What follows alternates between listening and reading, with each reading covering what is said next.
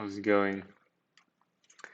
Today we're gonna set up our exorcism Ruby track with RSpec tests.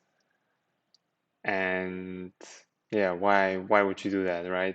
Um, I mean, exorcism, first of all, it's a great platform to hone your craft and to get better, especially in Ruby, idiomatic programming, object-oriented programming, at least with the mentors that I found there, it was a great experience. So one thing that's super cool about doing the Ruby track in RSpec is, like, if you look at this exercise, you will see the tests are already there, right? So theoretically, you wouldn't have to write any tests. You just have to write the code to satisfy the tests. But it's cool. We can focus on the code. We can focus on the design of our code. But what I thought for my personal learning goals, and maybe also for your, it would be cool to have an RSpec file or a spec file to run RSpec tests and to write tests from scratch. So when you get a challenge, when you download it, you create a test setup with RSpec and write RSpec tests. For me, it's especially relevant. I mean, I have RSpec at work, and I want also to train my mind to solve the problems and the edge cases on my own. And after that, I can see if I kind of satisfied all the all the requirements of the task on my own. And if not, I can look at the minitest tests and then see what's missing and maybe what edge cases I missed. So that's a pretty cool thing. If you are not familiar with Exorcism, go to Exorcism.io. I mean, then you wouldn't probably watch this video, but yeah, just do it and you will have your Ruby track here. I have a couple of exercises done. I don't know. There was a main track, and now they have a new version of Exorcism, and now there is kind of a tree of, or I don't know, it's not a tree, but tree-like thing, a graph of challenges. I will pick it up here again because it seems like I can't do stuff from here, or maybe I can. At least all the exercises here are logged that I haven't done, so probably I'll need to do this lasagna exercise first, whatever it is. And so I want to, and maybe you want this too, right? Maybe you want to be more, to get more out of your coding challenge. So I want to practice TDD. I want to practice, because this is not real TDD, right? They just kind of wrote the tests. Like Exorcism says, yeah, we are doing TDD, but this is kind of, the tests are already there, right? So we want to write our RSpec tests ourselves. And then this is one thing. The other thing, maybe you want to practice a certain concept. Like with some lasagna exercise, I guess we need to program a oven or something, and then we can practice additional concepts like state machines, for example. So yeah, this is already revealed here, the core of today's video, and it's super easy, right? The only thing you need is you need Ruby to be installed on your machine, right? and you need RSpec to be installed on like globally, because in exorcism exercises we don't have gem files or something. We can create one. Maybe this is an idea. Maybe this is even better. Let's maybe do that, because I wanted also to add all of this to GitHub now, since I'm having my own tests here, my own stuff. So maybe it's a good idea to have all my exorcism exercises in the repository with the tests, with a gem file that specifies like RSpec, maybe something else. For now, it's just RSpec. And then you will be set up too with this stuff. Cool. Then you see here, maybe really quickly, this is how I set this up for this Scrabble exercise. The only thing that you would need to do is like you need to go to the folder and say RSpec when you have RSpec installed. And it does work. 0 examples. And when we say RSpec Scrabble spec, yeah, then it picks it up. So I thought it would pick everything up that's inside this folder that ends on spec. Yeah, it looks like we need to run it like this with dot, which is fine for me. I'm not sure why I thought this should work usually, but it doesn't. Maybe we have to configure some kind of a path so that maybe RSpec, what I assume, when you have this RSpec command installed globally, it will kind of assume the root directory for this to be somewhere maybe in the home path or something like that, or I don't know. But anyway, this works. This is just a template, just really easy to get you started.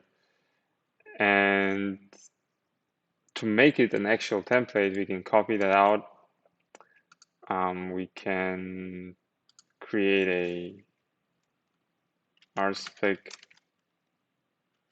template spec RV or something.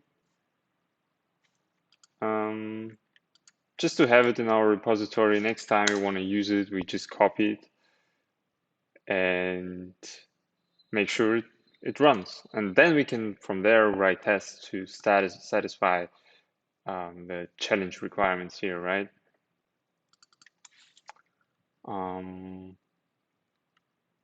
Your class, your file, and now it's a true template, right? So to finish this up, we can just go back here and push all of this to GitHub. So what I have here, if you want to see this, maybe one back, I have my home directory like you do probably, and I figured in the last years that I'm following kind of this pattern, and I've seen this before, how other developers are doing this. They have like a code folder in their home directory, code or whatever it's called. And then they have different repositories or repository platforms basically here. I also have workspaces here. Yeah, it's my VS Code workspace stuff. I have different workspaces, for example, just for JavaScript or just for documentation. And then here I have GitHub. It could be another one, another platform would be GitLab, right? Bitbucket, all that stuff. And it's super useful to have this differentiation, especially as soon as you have like several platforms where your code is living. And I treated Exorcism kind of as its own um, platform, code versioning platform, which it is actually, right? Because here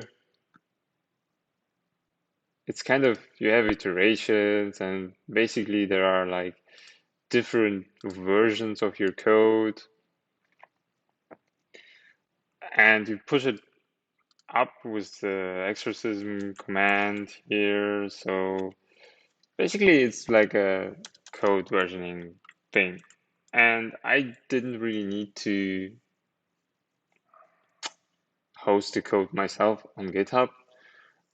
Maybe except with like one mentor I worked with, it would have been useful because, or even a few mentors who are really into like making your piece of code better, who are really into maybe even doing a stretch exercise with you, then it's would be kind of cool to have it on GitHub. So this is another benefit of doing it right now. But in general, I didn't need that. If you're gonna write RSpec tests and if you're gonna have deeper discussions with your mentor, maybe it's a good idea. And if you don't have a lot of stuff going on in your GitHub repo, it's a good idea anyway. Cool. So what we would need to do here is we would need to get in it, right? What's this? So many hints for me to learn. Yeah, let's just okay, good brain. We can do this right away to not to the master is kind of disregarded name for the main branch. So we just say it's main branch. And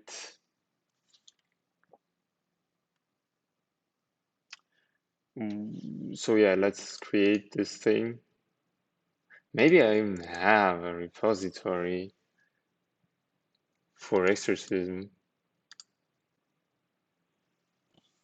Oh wait, there's a here. Exorcism solutions Ruby. Okay.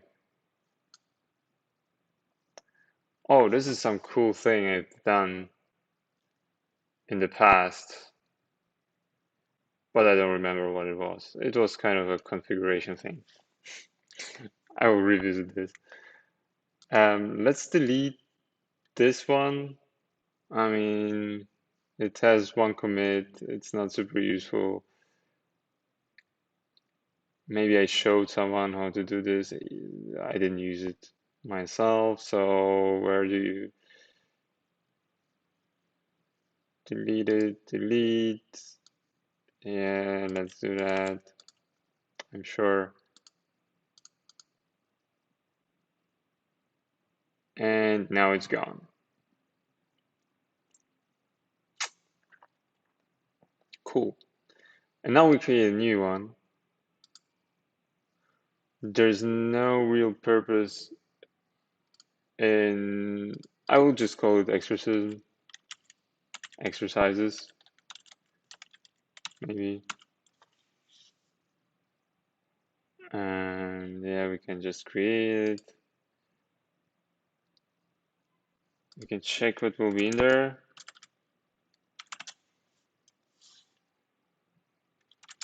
If we add everything to our Git Okay, do we have something? Yeah, probably we shouldn't upload all this metadata. We should do something like, should create a git ignore file and then like ignore all this metadata stuff.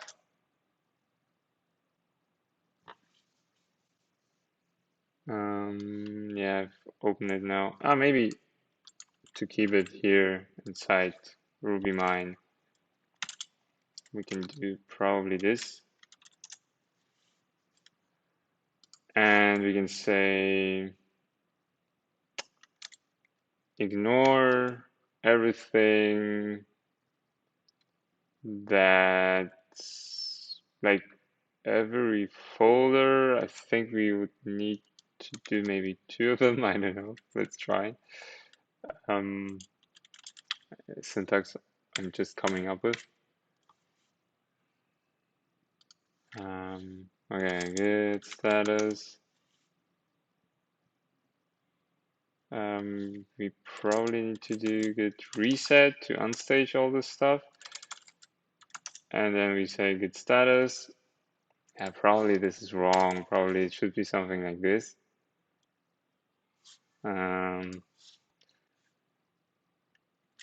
Okay, this is probably also wrong. Let's see. Yeah. Oh no, this actually works. Let me see. This probably works as well, right? No reason for status. Let's add it again. Everything, and let's check. So everything that starts with dot exorcism is kind of ignored. So this is what we wanted. Let's keep the readmes. On the other hand, maybe it's a good idea to have the metadata there because the metadata probably allows us to upload and download the exercises. What do you think? Yeah, whatever. Let's keep the metadata. Sorry that you needed to watch this stretch exercise. Let's do git reset again. Let's add it all. I don't know, is there anything in the metadata that someone shouldn't see?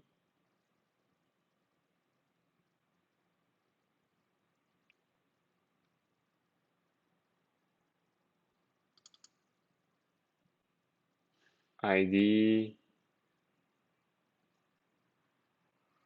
Probably the ID is matched with the API key or something.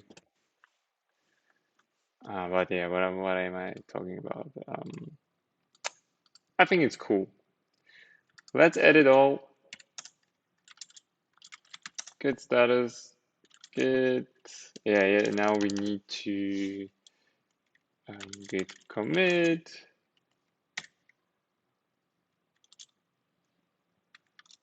And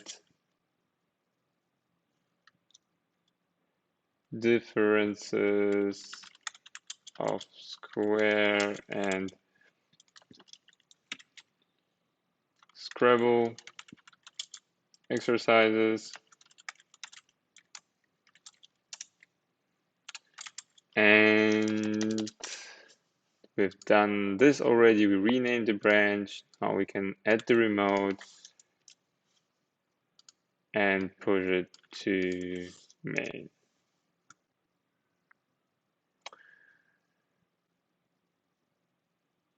Cool. So what we will do, or what I need to do here next, is I have a couple of exercises that are unfinished. I will just, like these two, I have feedback from mentors. I will finish them up, kind of, and then we can start a new one with the example, how we would do this with RSpec, and basically going through the whole flow. Let's do that and have fun in the meanwhile.